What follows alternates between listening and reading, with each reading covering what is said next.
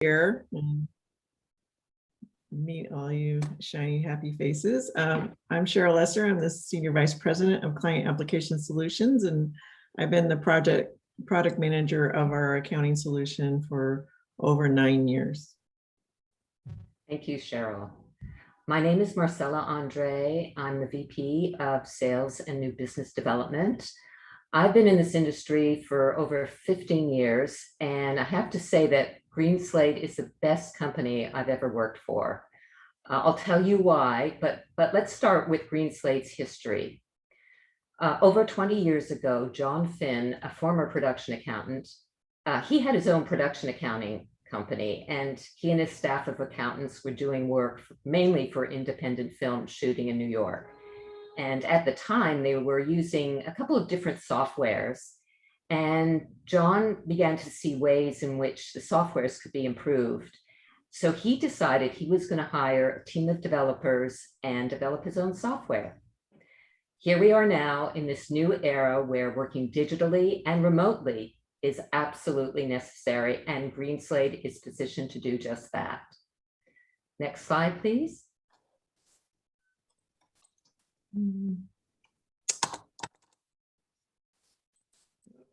Hang on a sec. Okay. Technical difficulties. That's no problem.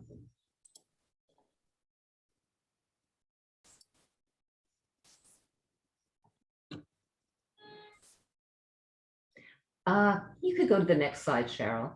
Okay. Thank you.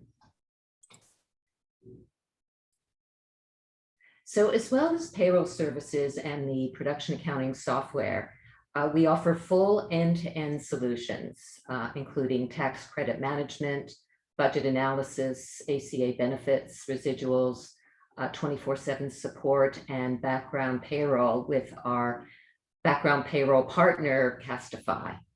But I do want to talk about the 24/7 support.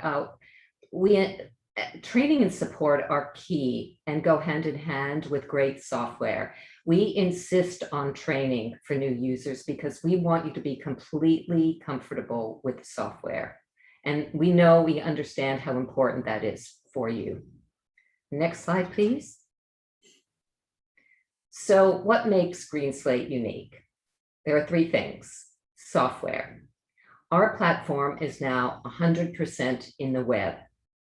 It's the only all-in-one web application for payroll and accounting.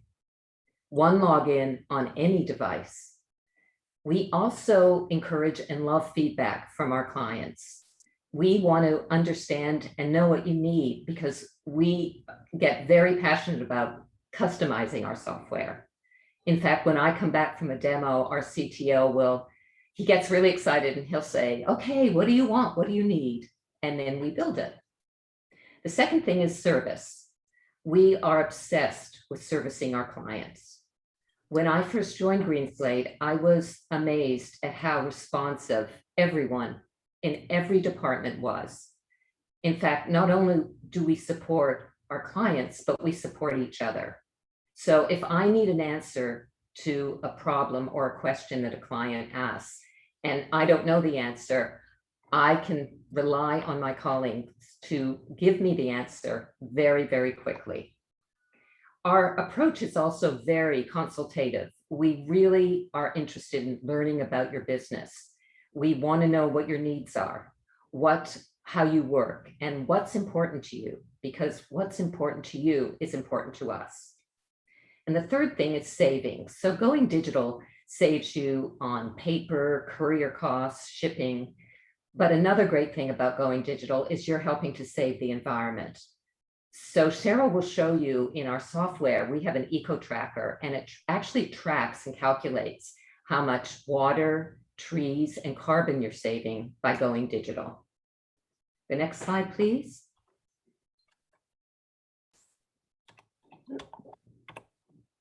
So this is a snapshot of some of the projects we worked on.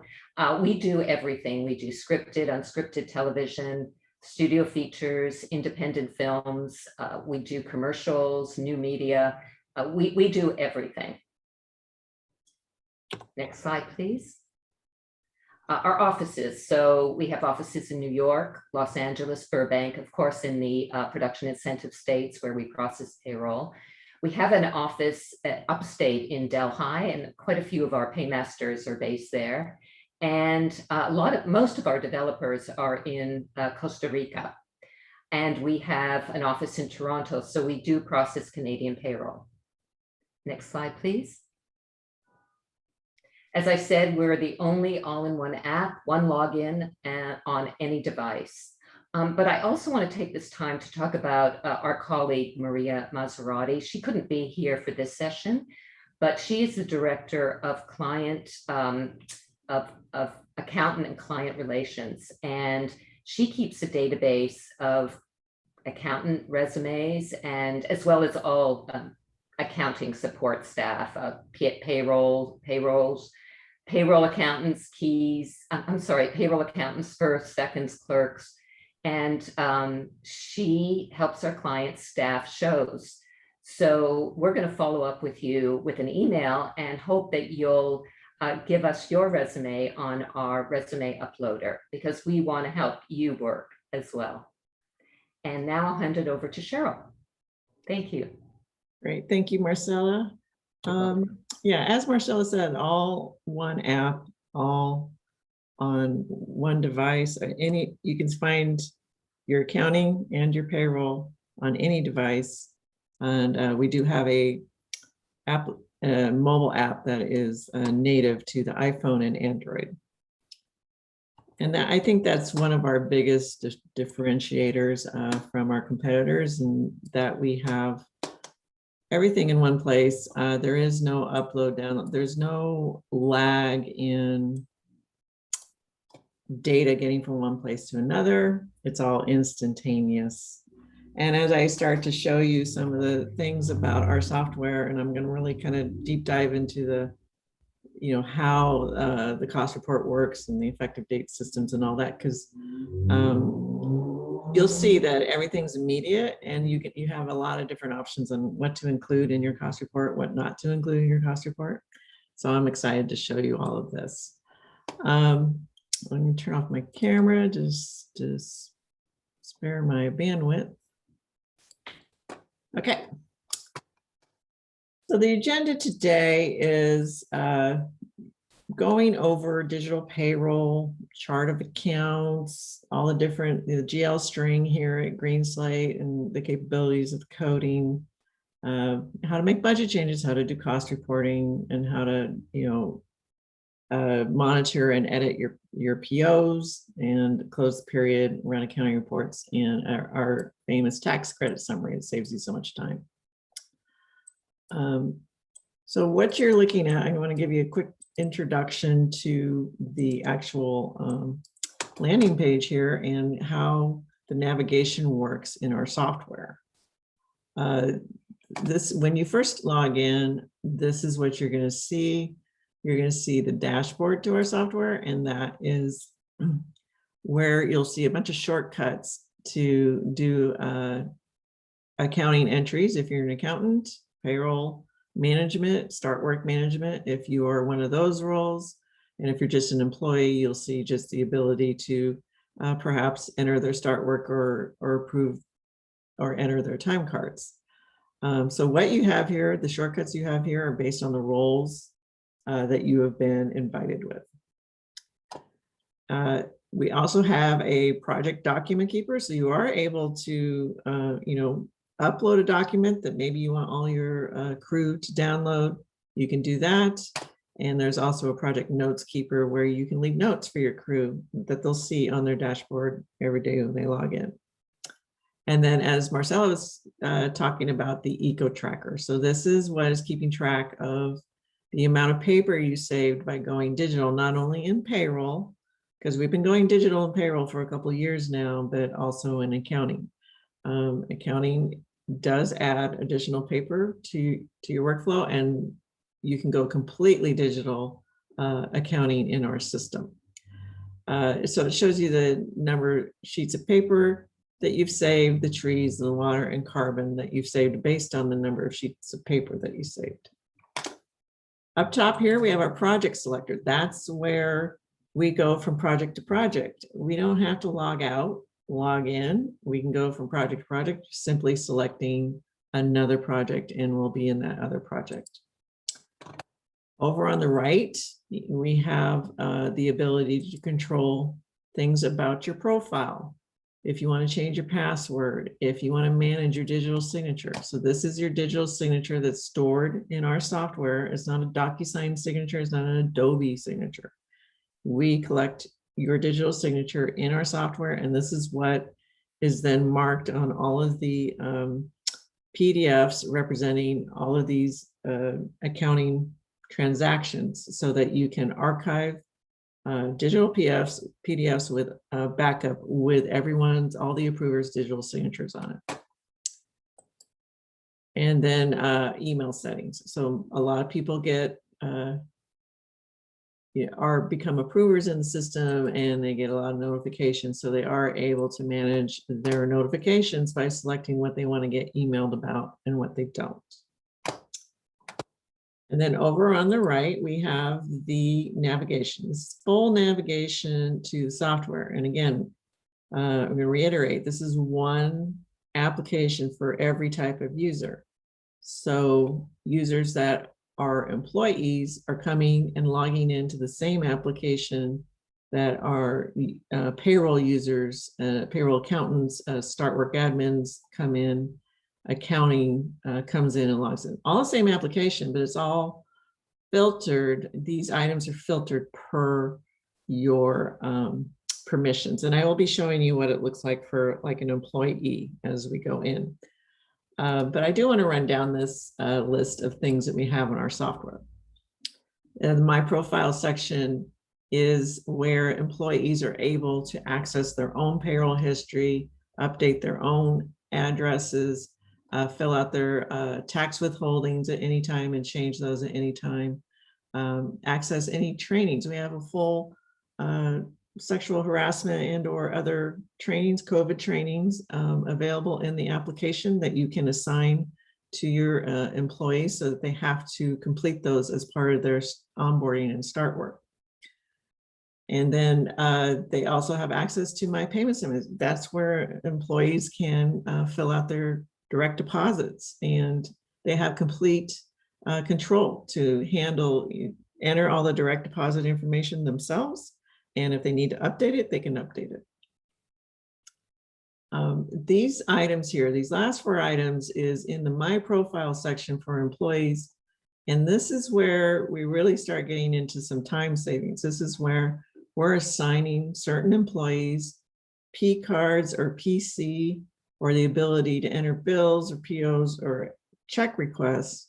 And that all shows up if they have been assigned those capabilities in this project. It all shows up in their My Profile section.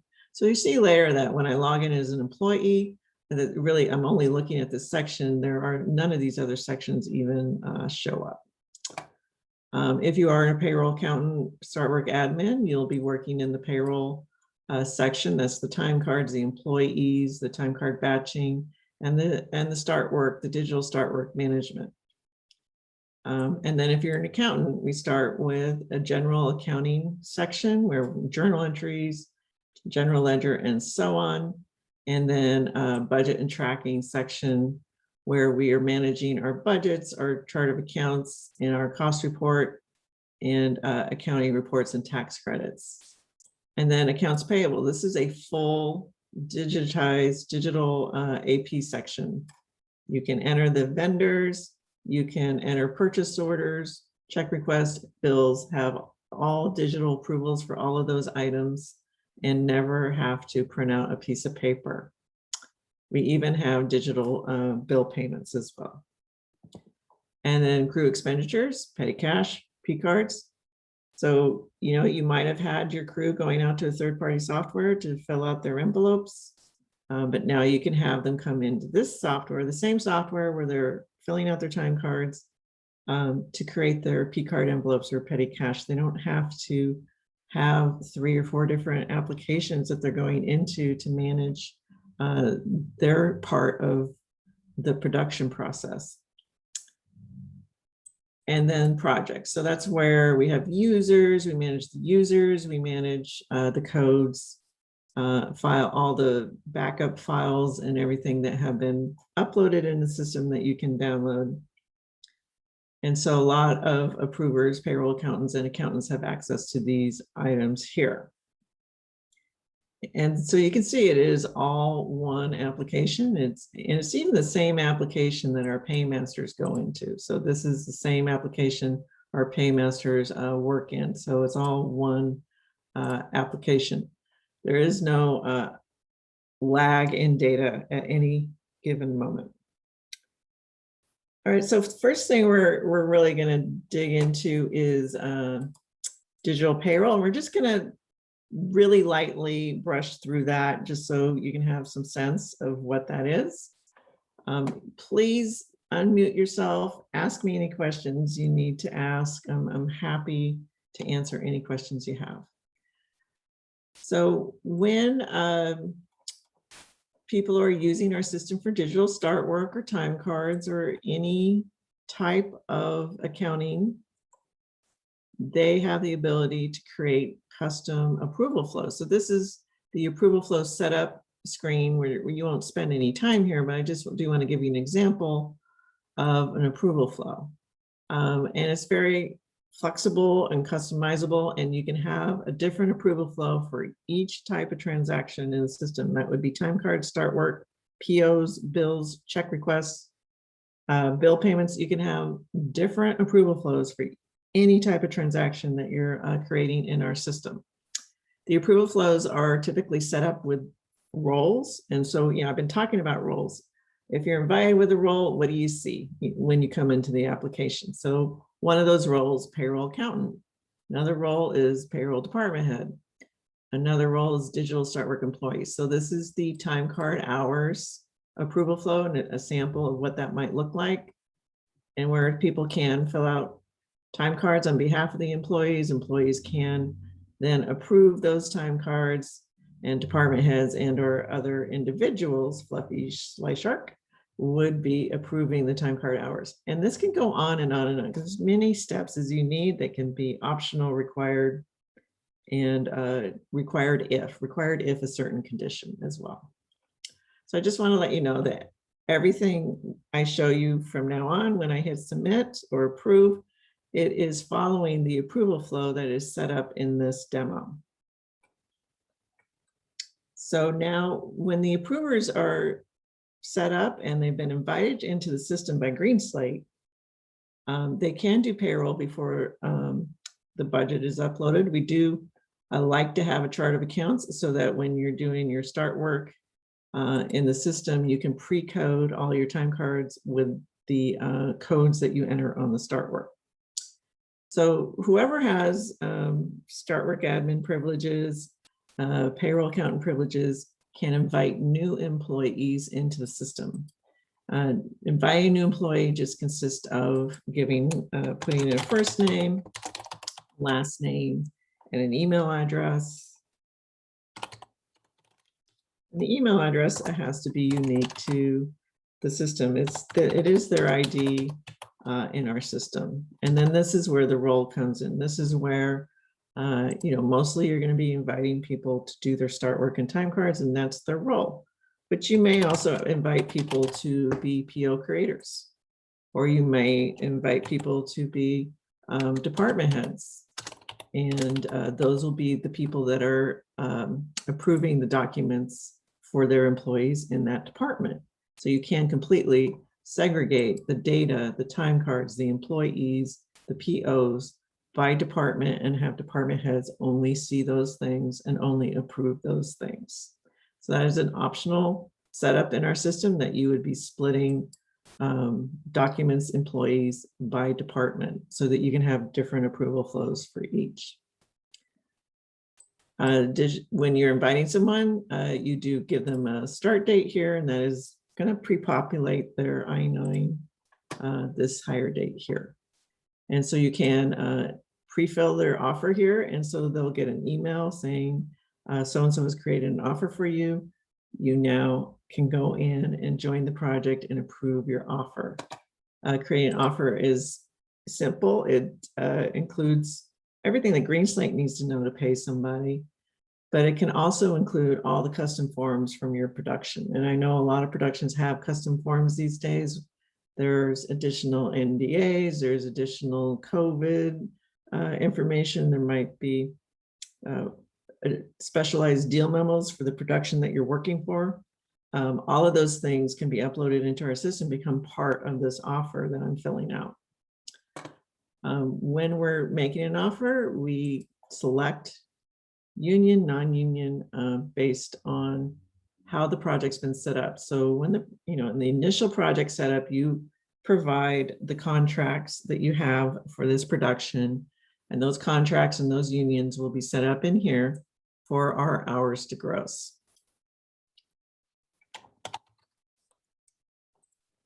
And then depending on what union you choose, the departments are then filtered for that union.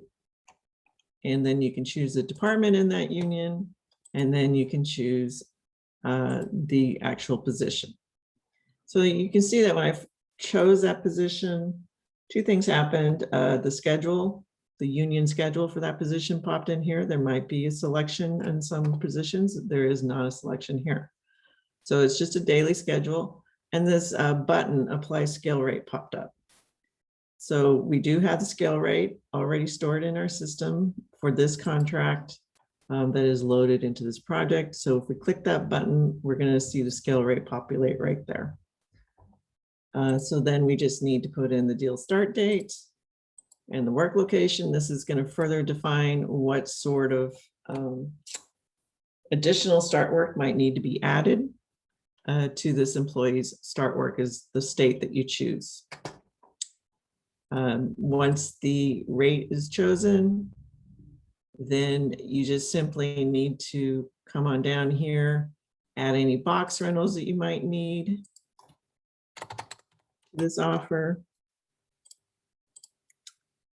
And then here's the beauty of the single app right here. And this is where you have the opportunity to pre-code this employee with their appropriate budget coding right here from the get-go.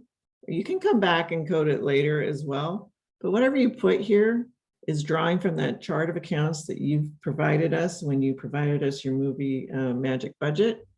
And so you don't have to upload, synchronize your accounts with any third-party application. The same budget that we've uploaded for your accounting is also available to you to pre-code your employees from the get-go. So all of these codes will automatically populate the time card as the time card is created. Then you can further code even more items here that will pre-populate your time cards as well. Particularly the labor account is required. And then the French account, if you so choose, and all of these other additional earnings accounts. And then here is an example of a custom deal memo that has been provided to us to make part of the start form. So this production feature film has provided us this additional deal memo that they want filled out by all of their employees. And it's already being pre-populated with the information from the invite. I am invited Cheryl Demo, so that name's already there. I've already specified union and position and rate. And so this is all being pre-populated from that information I've already entered. We make it so that you only have to enter stuff once, and everything else gets pre-populated with that information going forward. So this address, Social Security will all be populated once the employee logs in and fills out their personal information. This information will be pre-populated for them, so when they come and approve this deal memo, they won't ever have to type it again. Same thing with the emergency contact as well. There might be some additional fields that we don't typically collect when we're onboarding an employee, and you can create those fields as custom fields to be additional things that you want your crew to fill out or the person inviting to fill out.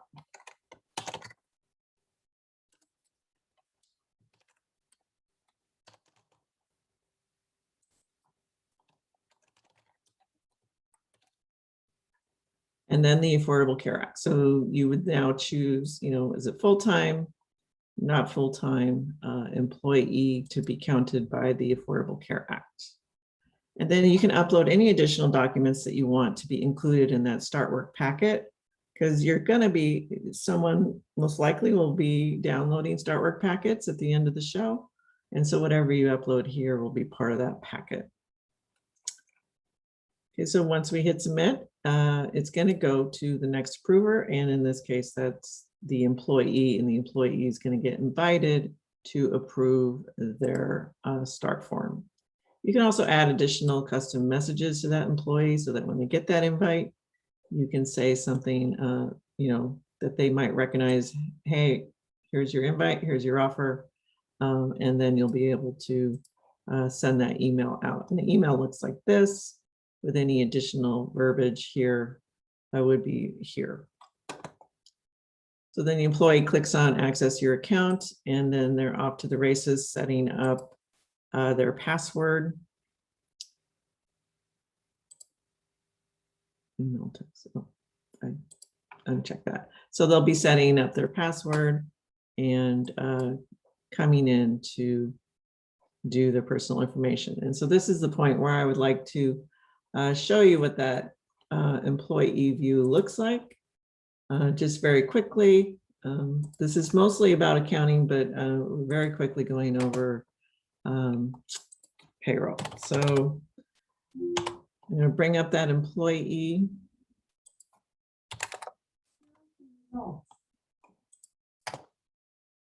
And this is what it looks like for that employee.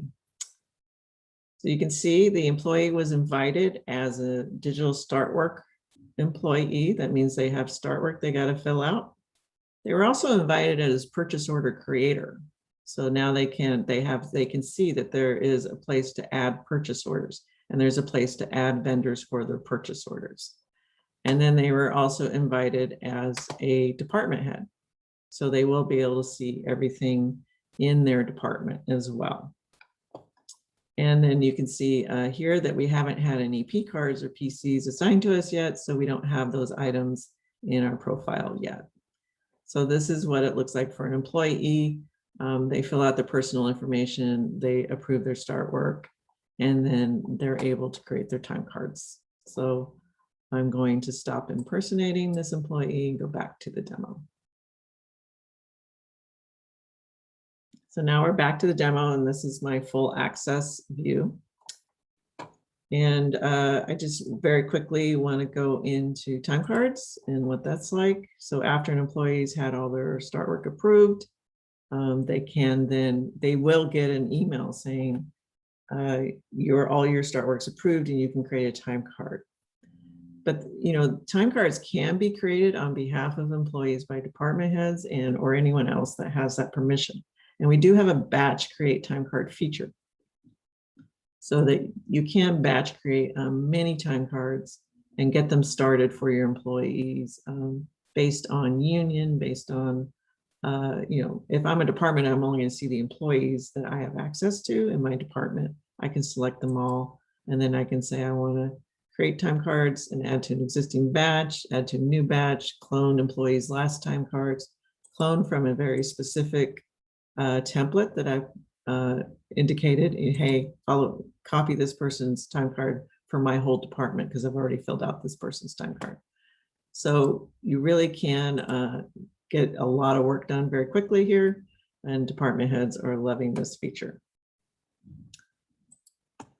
But if I'm an employee and I'm just coming in to create my time card, I will be hitting create time card here, and my name will be automatically popping up here, and it'll be grayed out. See how this is grayed out? I don't have any options. An employee wouldn't have any options about what name they're choosing, but a department head would be able to choose from all of their employees in their department. And the week ending will be defaulted according to project settings, and then they can hit create. So this is what a time card looks like in our system. It has the rate and deal up top. You choose location if there's more than one location. You can also choose location per day. You can do a quick copy from the previous week. And you can also just check days and start entering time in and out as needed. You're able to add additional earnings here and then apply backup for those additional earnings, leave notes for the next approver, and so on. So this is the hours portion. The hours are approved by department heads and or line producers, people that know what hours each employee should have worked. And once they're approved, they go into grossing. So once you're into grossing, we do have the capability of hours to gross, and hours to gross does recognize any contract you're working on. We have hundreds of contracts preloaded into our system, and they do calculate the grossing as needed per the contract. So you can see it's automatically broken out for me. And then if I need to add additional information for this contract, such as last man back in, I can do that by adding that column and entering that information. And then the calculations will update as necessary. Other earnings, and you can add additional other earnings in the grossing, and you can add deductions in the earnings in the grossing stage as well. You'll see a summary of how much the actual time card is being grossed at, and you can leave notes for the next approver or notes for your paymaster right here. So the grossing of the time card is its own approval flow, and it will go through that approval flow when you hit submit and approve. So this is what it looks like as an approver. This is, I get notification, a warning notification that, this person's above their guaranteed hours. So I'm the approver. That's a piece of information I might want to know before I approve this. And when I go to approve any document in our system, I can leave a message. When I can reject and I can leave a message that's going to go back to the previous person in the approval chain. So I can reject any document as an approver. Some documents can be set up to allow edits so that the approvers can do edits and then push it forward. That is all in the approval flow setup and things that need to be specified in that approval flow setup. So that is time cards. There is, of course, digital batching where you send the time cards, a batch of time cards to your paymaster, and then the paymaster responds digitally with the edit, and you download the edit and review it here in the application.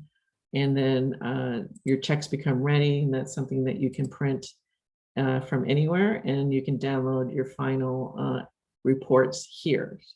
And then because we're all one application, this is the beauty of it. My payroll's done. I've approved my edit, and now I can post. So posting payroll is directly from the same page that you use to communicate with your paymaster to approve your payroll. And now we're ready to post, and we can look at what it's going to look like in our general ledger before we post it. And we can make any edits as needed to account codes. Just like any other posting of payroll, we can do that here. And then once we hit post, then we will be able to see it in our general ledger. It's that quick. Of course, we have all the niceties of payroll previews by account, department, and name, but you can also customize this view that you're looking at the payroll in, and you can export it to Excel if you have a particular way that you like to look at your payroll before you post it. So once you post your payroll, then it'll become part of your general ledger. So not only will the payroll post to the employee vendor name, but the payroll invoice will be automatically generated to GreenSlate and become payable in the system.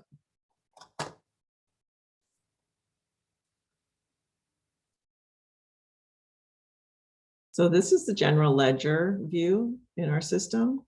You can see it's a grid that, kind of looks like time card grid I was showing you. It also looks like the payroll batches grid I was showing you.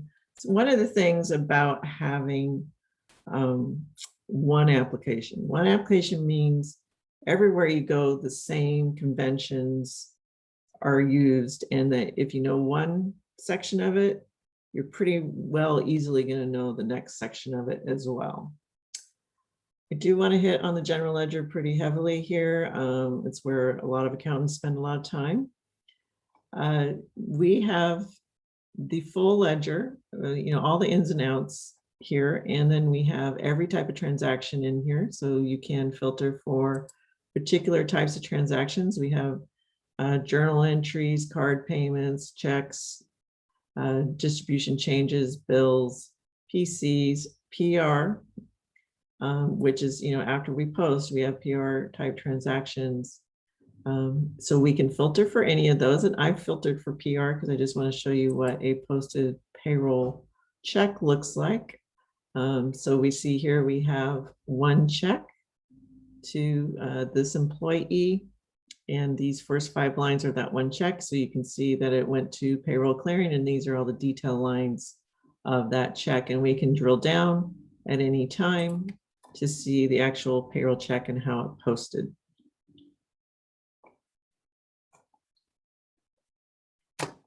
And then for every transaction, we do also have a PDF version of it so that you can see the preview of not only what the transaction is, so this is like that old paper top sheet, but if there are approvers involved, all the approver's signature, and we'll be showing you those as we go. So the general ledger is also where you would look for and filter any type of information, such as a certain vendor, or give me everything that's unposted. And then you can customize the general ledger with the columns that you want to see, and filter the columns to be anything that you want, and sort and filter those columns and reorganize those columns to be the way that you want them. And then you can have a customized view that you can come back to any time. So I made a 1099 view. So this is where I filtered for every transaction in the system that has a 1099 code so that I can review it later. And then once we come to a filtered or custom view, we can export any of these grids to PDF or Excel. So that's the general ledger. Now let's jump into the chart of accounts and talk about accounts, and then the different kind of coding in our system.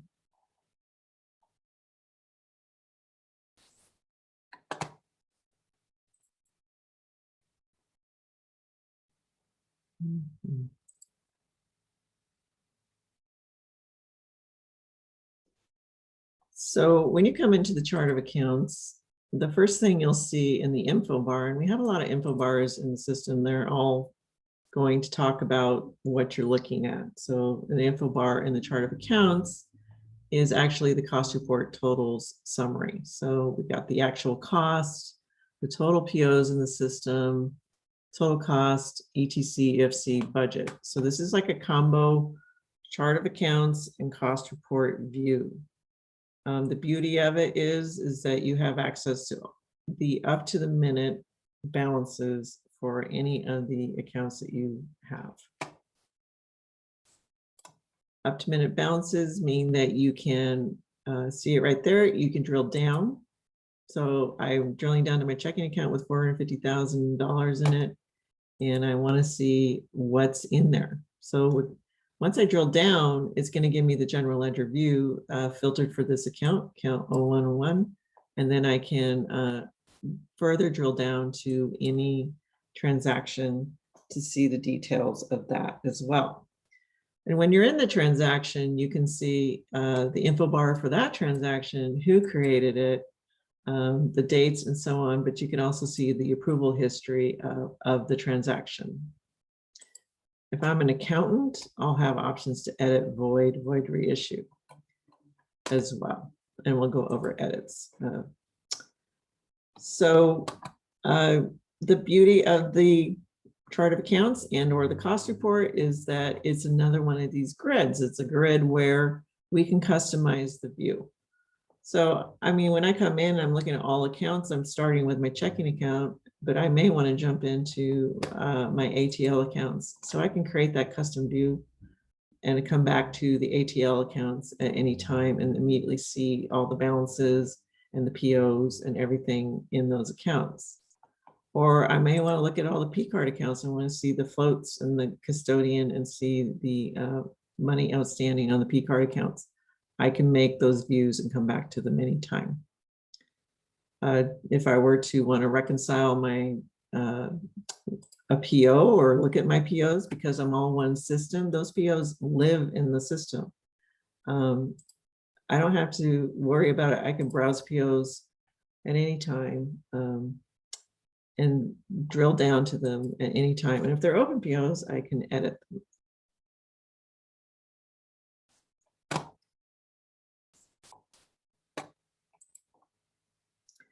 So we can also, because we're all one application, show uncommitted items with a click of a button. So all those items that are in the middle of being approved, but aren't approved yet, but you're worried, you're just like, where, you know, how much is that? What is it? What's going to happen to my cost report when all these items are approved? You can show uncommitted items with a click of a button. And of course, that will increase your balances in all of these accounts.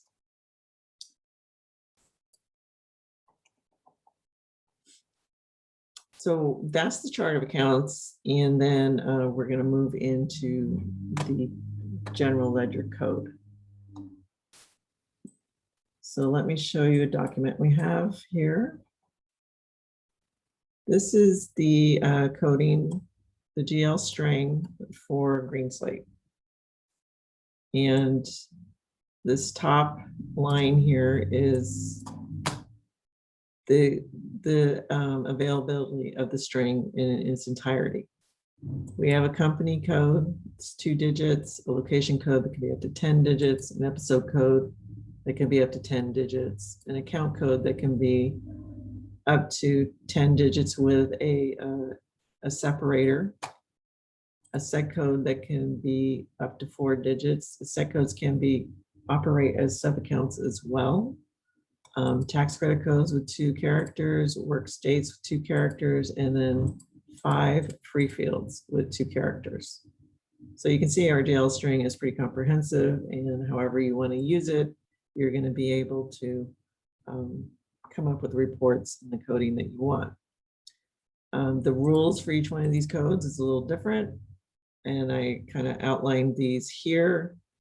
And I'd be happy to email you, any one of you, this if you're interested. But the company code obviously is at the trial balance level. It is restricted to 1 company code per transaction, and then the payment will have to follow that same company code. The project code is going to be included in the LLC name, and the project code can be output. Excuse me, sorry for that noise, can be output onto reports. The account code, again, they can be alphanumeric, this and up to 9 characters with a separator, and the subcode can be alphanumeric up to 4 characters. And so set codes can be simple set codes that are free fields, and set codes can also be sub-accounts and then used for budgeting. So you can have global set codes, like maybe you're going to separate your budgets by global set codes. So that's one way to do it. Or you can separate your budgets by location code or episode code. Obviously, episode code is the most common way to separate your budgets, but location code is very often used. So you can run your cost, basically what this line is you can run your cost report by any of these items and get clean cost reports with these codes, because the rules of these codes enforce that they must always be entered. They're required for every cost account. Then additional codes can be, as I said, a set code is a free field. So you can either use set codes as budget sub-accounts or set codes as free fields. Location codes as free fields, episode codes as free fields, tax credit codes. Tax credit codes in our system are pre-populated in your project based on the state that you're doing the tax credit for. And we can pre-populate up to 3 states so that if you're doing production in one state and post in another, we can accommodate that as well. So all of those tax credit codes will show up in the tax credit code column. The work state can be turned on or off, and it can be defaulted to a particular state if you so choose. And then the free fields, the first 3 are payroll friendly, meaning they can be on the time cards, and therefore the fringes will split by the free field. The last 2 are more accounting free fields and meant for accounting, filtering accounting reports. Does anyone see anything missing that they use all the time?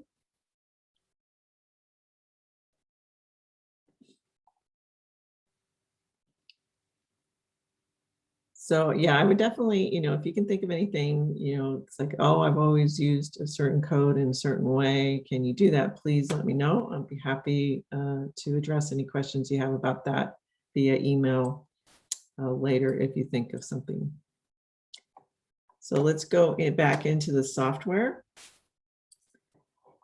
And we're back at the chart of accounts where we were looking before. And we can see that this particular project has location codes and episode codes.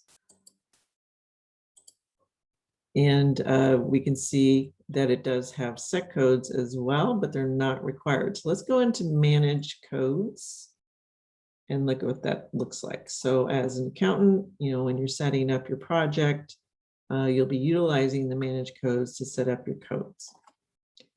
So these are all the different codes we have. It was, as we discussed, a company code, tax credit code, set codes, location codes, free fields, and so on. So you can see what's enabled by the yes in the enabled column and required in the required column. So none of these codes are required. And that's really for the ease of me giving a demo, but you can require any of these fields at any time. So you go in and view your fields, and then you can see all the different codes available to you.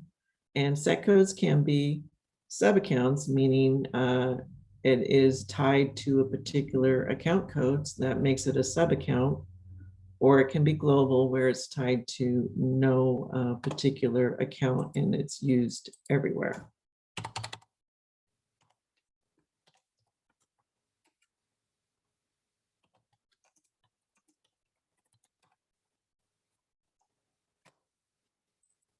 And then you can also indicate in any of these what your default will be. So very often you might want to default your codes, which is, and you can see a yes or no column on default.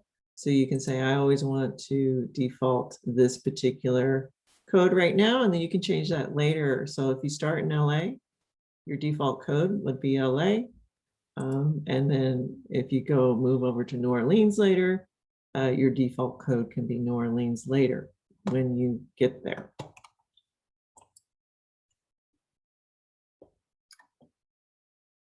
So these are how you manage the codes. You're able to manage them yourself, turn them on or off, enable them, require them, and load the codes yourself. So the budgets are uploaded by us, but you can also manage the budgets yourself by doing a manual entry. So this is the cost report worksheet. It looks very much like that chart of accounts worksheet that we were just in, but it doesn't have any of the trial balances, and it does, the cost report worksheet is going to allow you to make the ETC, EFC budgets changes as you would want. So when you're looking at the cost report page, you have the totals of your cost report here, and that will be the combined totals because we haven't chosen a particular budget. We're just filtering for all budgets, and so we're looking at the combined totals up here. And then we have several different views available to us. We can look at the cost report in any view that we choose. I need to refresh here. So the standard view is provided to you, and it's just the I.A.T.S.E budget columns. And if you were to click edit in the standard view, you would just be overwriting those columns. And if that's what you choose to do for that particular session, then that's going to work great for you. But we also have the variance change view. That's another standard view that we have. And if you click on that one, you're going to get the I.A.T.S.E budget columns, but you're also going to get the plus or minus columns. And so you can then edit and not only overwrite something, but you can also do plus or minus, and it will do the calculations for you. As you make changes in the cost report, it will update your change in variance at the top live. It'll also update the variance on the line item live as well. You are required to make a reason, enter a reason for each and every change. So if I am going to move $1,000 from this duplication, because we know we're not going to use it, we can write that. Move to 1403 producers. And if we put it here, we can say moved from 1207. So we can make our notes individually. When we make changes, you'll see that these little red indicators here. Those are the hover overs, and that's how you know where you've made changes, is with these little red indicators, and it tells you what the before was and what the after is, so that you can always keep track of the changes that you've made. You can also, when you're making edits, filter for any accounts that you so choose and jump over to them as well. So perhaps we just want to look at the 1,400 accounts. We could put 14, and now we're just looking at the 1,400 accounts and make changes here. And then we can unselect that and get back to the full view as well. We can suppress the zeros on our chart cost report so that we're not looking at any blank lines with no budget and no cost. And that's going to really consolidate our view. Super helpful. But we can also show uncommitted POs. So I was showing you that in the other screen, the chart of accounts, but in the cost report, this can become even more important, that you're going to show the POs in the system that have not been fully approved. And you want to know, how that's going to affect your cost report while you're doing the cost report. So at any time in edit mode or before edit mode, you can click show uncommitted, and then your POs are going to reflect all those POs that have been entered and not fully approved. And so you can make your changes based on that updated information. Further, because we're all one app, you can drill down to these POs. So we can go in to the actions menu and browse PO items. And we may know that we need to move this PO to a different account code. We can do that by just simply clicking on it. If it's an open PO, if it's partial, we would have to reissue it. But so we can see I've drilled down to a PO. It is PO 1436 is for $4,000. Jasper is the creator. It's an open PO. And I can see that the detail lines say row 1 is for 2,000, and it's 2 extras casting fee, and then row 2 is for 2,000 and it's casting expenses. But if I want to change this to 2015, I can do that here. And so now I'm making an edit in my PO, and I can further edit any coding as necessary, any tax credit coding as necessary. Because they are open POs, I can do that. And I can do that all while I'm working in the cost report.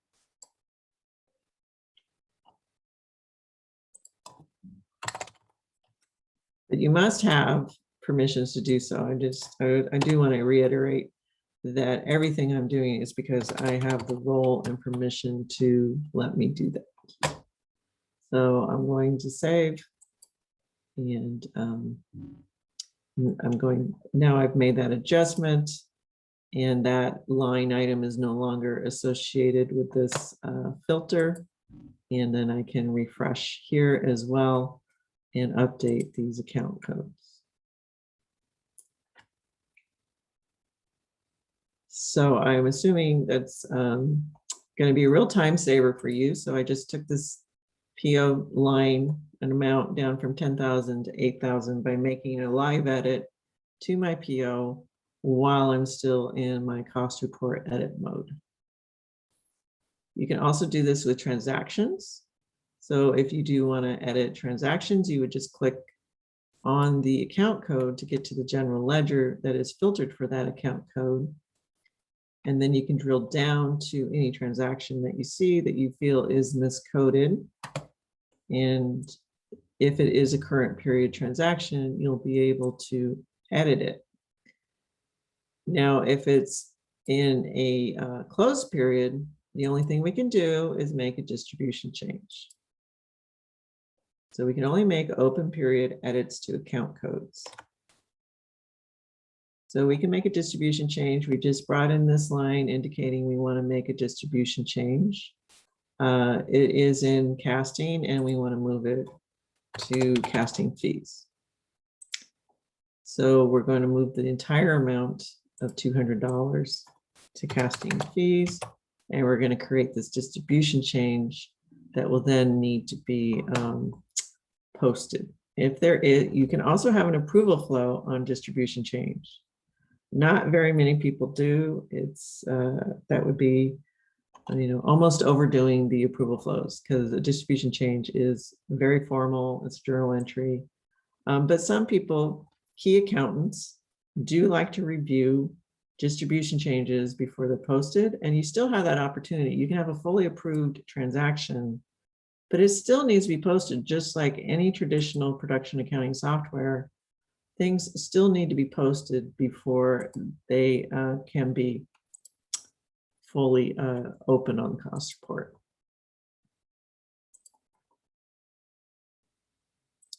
And for some reason, my permissions are not allowing me to submit, but that is how a distribution change works.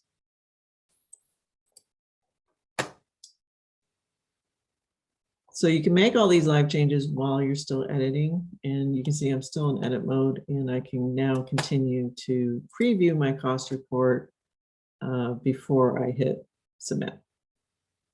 So this is going to give me a preview. It is something that I could download and show other people by clicking the download, or I can just review it for my own sanity to make sure that I've made the changes that I want to make. And then when I'm ready, I can hit submit and commit those changes to the cost report. I mean, what else can we do with these custom views? We can work in particular departments with these custom views. We can work like just the wardrobe department. We can export the wardrobe department cost report to Excel, have that department head mark up that Excel with any potential changes they foresee, and then you can enter it from that Excel. You can also change your view to something that is very simple, just the ETC change. Let's say you're someone doing data entry for the key accountant. You can really limit the columns, and they can come in and just make ETC updates as needed. And then someone else can come in and review it. Any questions about changing cost report?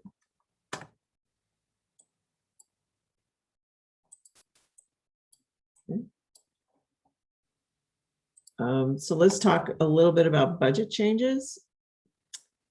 So when you start your show, you can provide us with a Movie Magic budget, and we will upload that for you.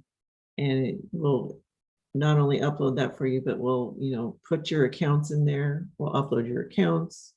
We'll upload your set codes, and then we'll upload your budget for you. So that's all done for you. If you need to make changes, or if you want to enter your own budget, and some people do, because maybe it's a small little development project and they're just adding a new episode code or location code for that development project, and they just need to add like a 5-line budget. They can do that by clicking modify budget. So once you click modify budget, then I'm not in a view that has a budget. So we have to have the budget column showing. And once we do that, you'll see that the budget column is now editable. Before, when I clicked edit, I only had these 4 columns that were editable. Now I can edit the budget, and I can even overwrite, and maybe if the budget is still, if we have not closed the first period, we'll not only be modifying the budget, but the EFC to match and create no variance. So we do have those capabilities.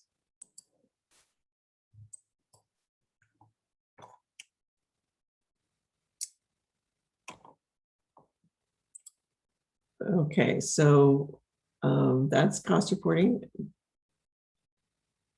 Now we're only scheduled to really look at PO, transaction edits, closing the period, running accounting reports, and tax credit summaries.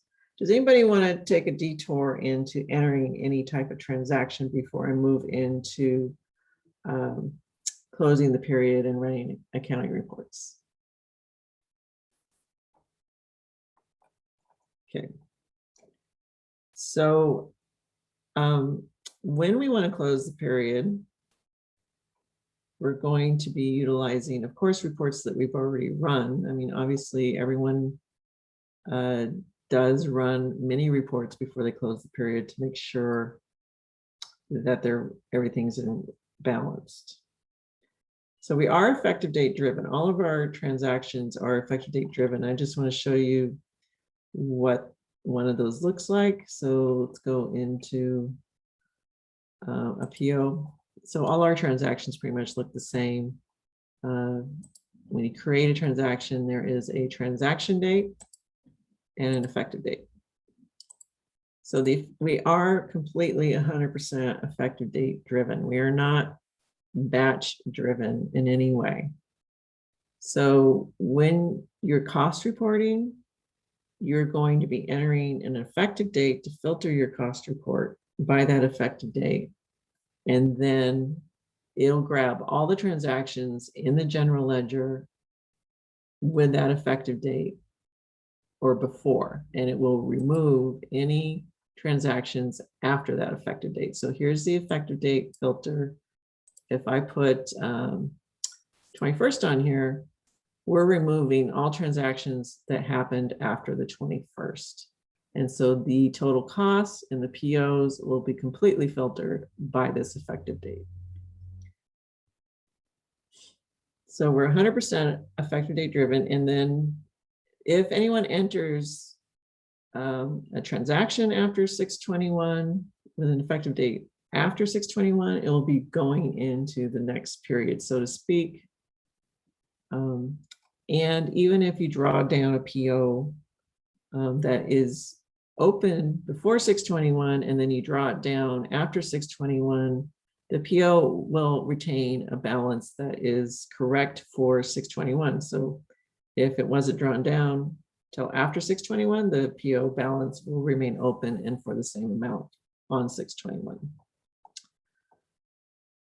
So when we go to close the period or create any reports whatsoever, we really got to be thinking about the effective date that we're trying to run reports for and what we're trying to reconcile to.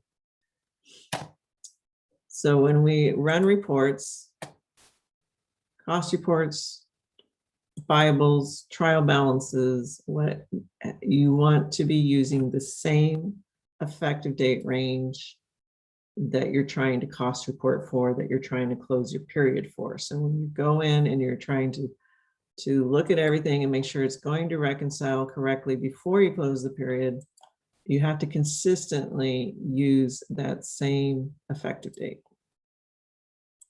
So if I made changes in my cost report as of 6/21, I want to close the period as of 6/21, then I need to have an ending date of 6/21 when I look at the cost report. So I do have all these other filters, and those are some of the codes that we've been talking about. We can, of course, filter by episode code, location code. We can break those out, create that episodic cost report that is needed when you, so that, you know, every episode cost will be listed under every account. You can do that by clicking breakout episodes. You can break out and show all your sub accounts on the cost report or not. So you can have that summary top sheet look, or you can have every single detail line, every sub account line by clicking on these breakout locations, breakout sets, and so on. You can also filter your cost reports by free codes. So if you are using free codes for a particular situation, maybe it's insurance, you'll be able to filter the cost by those free codes. And you're also able, again, when I was in the view of the cost report worksheet, I was clicking on something that said show uncommitted to include that. Well, you can also print a cost report showing all your uncommitted, unapproved transactions and adding that into the cost report. But it does default to just approved transactions. So when you go to run this or any report, you have the opportunity to name it whatever you like. And I do recommend custom names. And it would be like the same name that you would have given any report that you downloaded to your computer in the past. So you're going to give it that name, whatever naming convention you've always used, and then you're going to hit Q report down here at the bottom. So when you queue the report, that means the report is going to become available to you in your reports monitor. So reports monitor is a collection of every report you've ever run for this particular project. So I don't know if you guys have experienced this, but I remember in the old days, you know, accountants would run cost report packets or certain versions of cost reports and store them on their computer. And then they would go around and needing to pull that cost report back up and not be able to find it for whatever reason, because it was a snafu and how they saved it or whatever. And then they call support and they say, how can I reproduce that cost report I'm looking for that I ran 3 months ago? So what this does for you is store every single report you've ever run for the project. And this is your report queue. So you can see I have pages and pages of reports I've run for this project. I can filter by the type of report. I can filter by favorite or by the run date to find certain reports and bring them back up. Every report is presented in a PDF format, a CSV data format, or an Excel format if we have that available. So I've just run this cost report dated 6/21 because I'm preparing to close the period and I want to make sure it's correct. So I can click on that now. I can click on the PDF version, and this is what the PDF version looks like. We have many different layouts of cost reports. This is not the only layout. This is just the common layout. But I can also download it in Excel. And when I click Excel, it's going to download here. And I can bring it up, and it's coming up just a second here. And this is what an Excel version of our cost report looks like. So we have many options for every report. We don't have to rerun it. We don't have to say, okay, now run it in Excel and rerun it. It just automatically pops up all three different media types, PDF, CSV, and Excel, all at once. So you can choose at any given time, even 3 months from now, you can go back and choose these reports to open them up. So that's how our report queue works. And then once you're ready and you've run all the reports you want to review, you can go to close the period. So closing the period. This is your close period grid. It shows you all the information of past periods and the date range. So we're not that, we don't pre-map our periods by date. We have a start and end date that you choose when you close the period. So it's not like every week the period's automatically going to close. It's not like every 2 weeks the period's automatically going to close. It doesn't work that way at all. You choose what day you want your period to end when you close the period. So you can see here, you know, we have period 20, which was these days, and we have period 21, which is many months, because this is in wrap now. So it's however you want to do it. When you do close the period in our system, you automatically get a selection of reports that you can review. The whole cost report package prints for you and saves in your report queue automatically. You don't have to go out back to the report queue and run any of these reports. We have the Bible that is filtered correctly for this period. We have the EFC changes. We have the trial balance, the cost report, the open PO report, and check register all saved for us automatically. And we can open them up and save them at any point and review them at any point. So all of these reports are available to me here in the closed period grid, but they're also available to me if I search for them in my report queue. And then we do have the Excel versions of trial balances, check registers, POs, and so on. So this is a Excel version of our trial balance.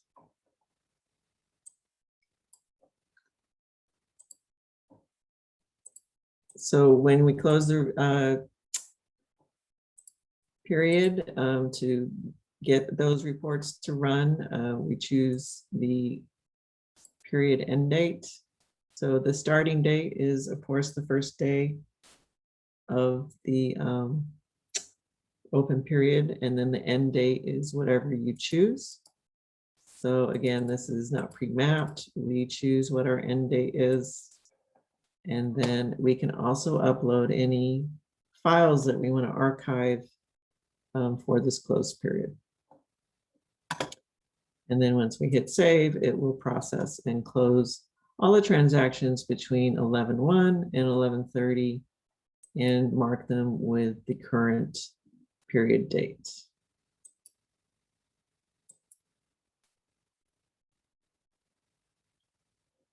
Any questions about closing the period? Okay. So we do have, you know, a lot of different reports that you can favorite. And the nice thing about it is when you favorite a report, it's going to go into your favorite queue. So your favorite queue is where your most often run reports are. And you can see I ran this one on 6/9 and with certain filters, but I can go and rerun the same report and put new filters in. So I can continue to rerun reports. So I just closed the period, so I'm going to rerun it with that period date. It was period 21. So I'm going to rerun that report with period 21. and queue it in my queue. But again, you can see I'm still here. I'm still in the filter. So perhaps I also need to run 20. I can run a bunch of different reports with different filters, like one right after the other. And this is going to save you a lot of time if you ever have to do that. And then they'll all get queued up into your queue. And then you can download them all at once.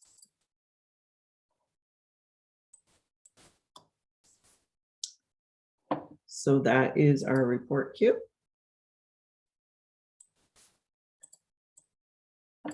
And then the final thing I'll be showing you today is the tax credit and how to manage your tax credit codes in the system.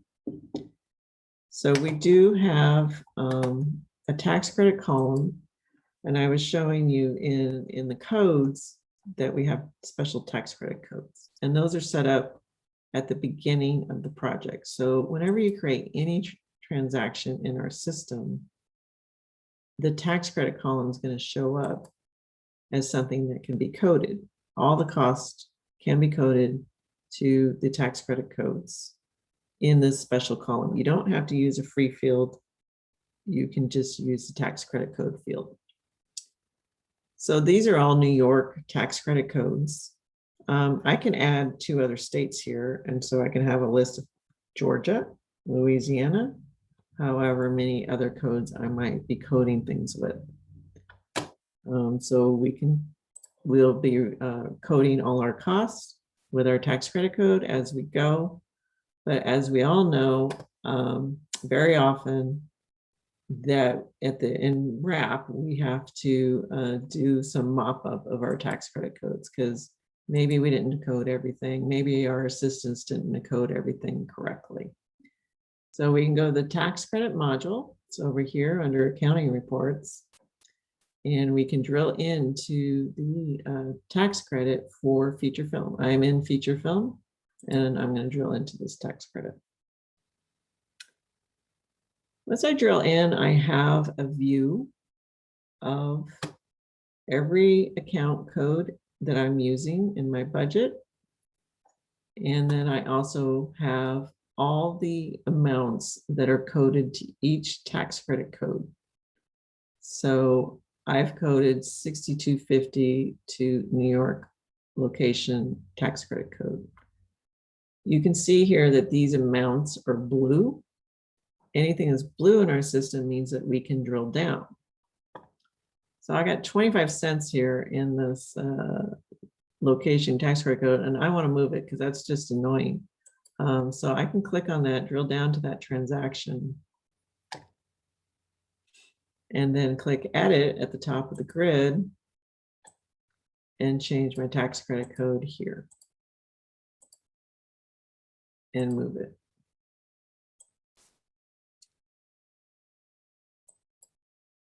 Or possibly I want to look at all the unassigned items. So in rentals, I have $9,700 that have no tax credit codes on it.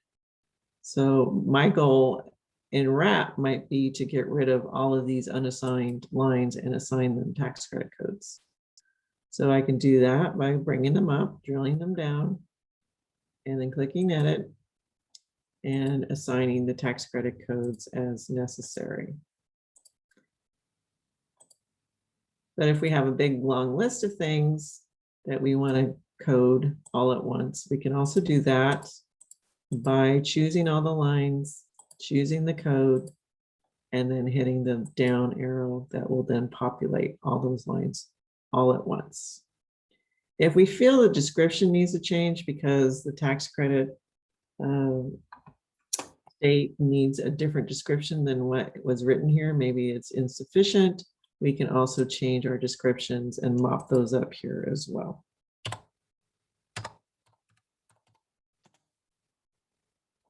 And then hit submit.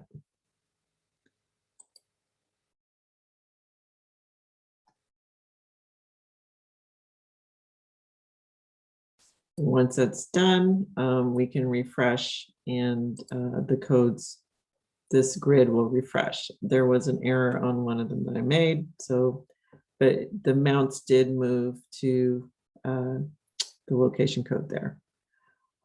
You can see that this goes on and on and on. We can filter for certain accounts. We can filter for anything that is over 0 and anything that is unassigned, and just move through those.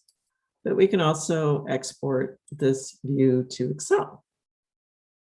And if we were to do that, it would just print out a full accounting of all of these amounts on Excel so that we can total them on Excel.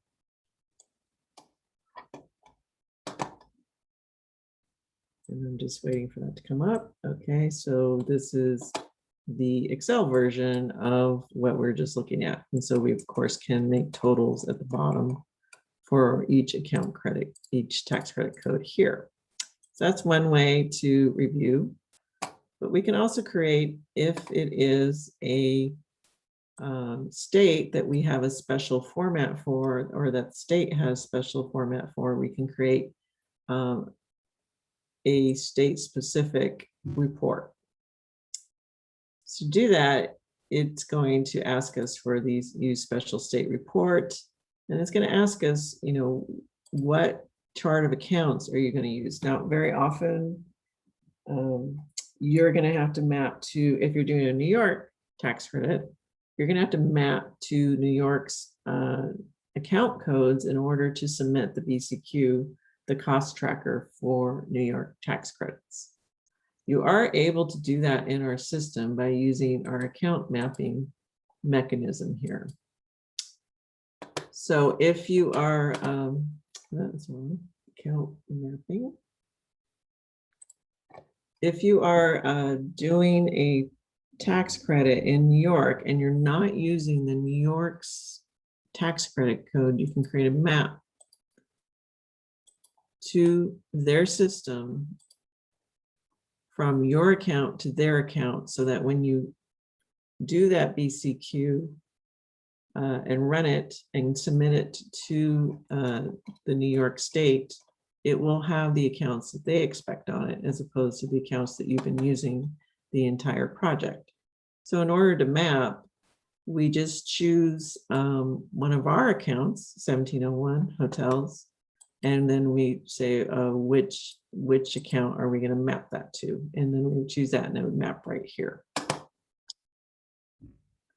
So once that's done, when you run your tax credit summary, you could choose that you want to use the map chart of accounts instead of the project chart of accounts.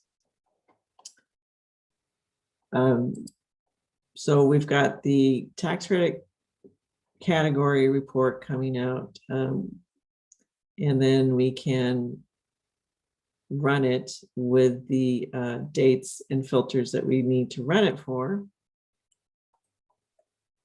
And then we can queue that report.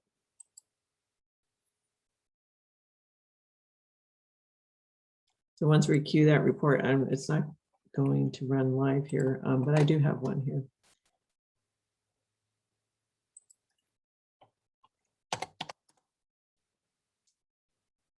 It will pop up with everything mapped correctly and in the New York State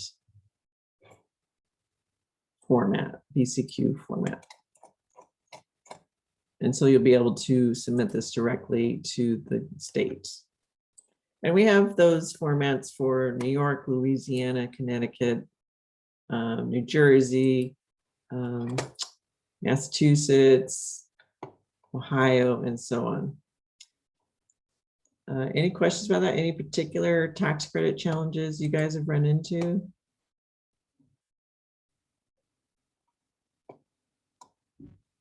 Okay. Well, we've run through our complete agenda. We have introduced ourselves. We did a digital payroll overview. We went over the chart of accounts and the types of coding available in our system, budget changes, cost reporting, general ledger research, PO and transaction edits, closing the period, running accounting reports, and tax credit summary.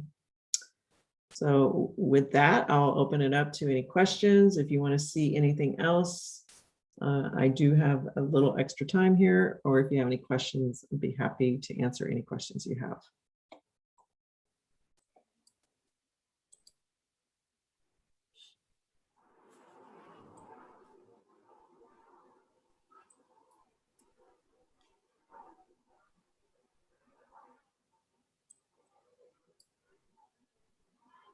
All right, doesn't seem like we have any questions.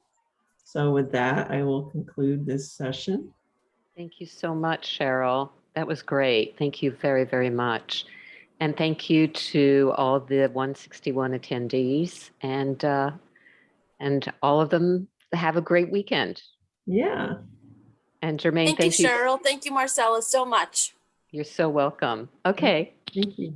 Okay. Bye. Bye. Take care. Thank you. Bye-bye. Bye, everyone. Bye.